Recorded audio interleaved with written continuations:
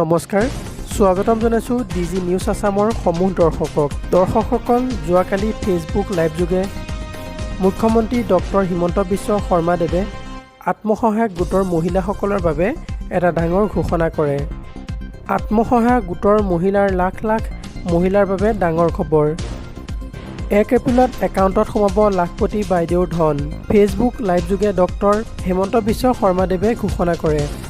লাখ লাখ আত্মসহায়ক গোটৰ মহিলাই পাব প্ৰথম কিস্তিৰ 10,000 টকা।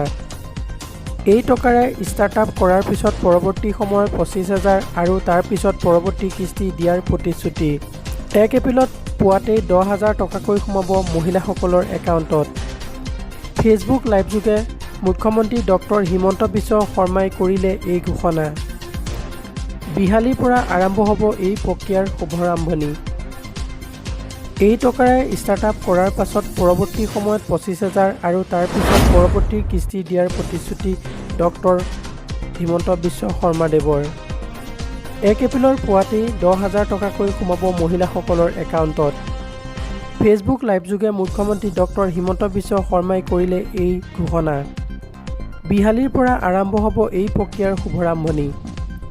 আত্মসহায়ক মহিলাৰ লাখ লাখ মহিলাৰ বাবে ডাঙৰ খবৰ।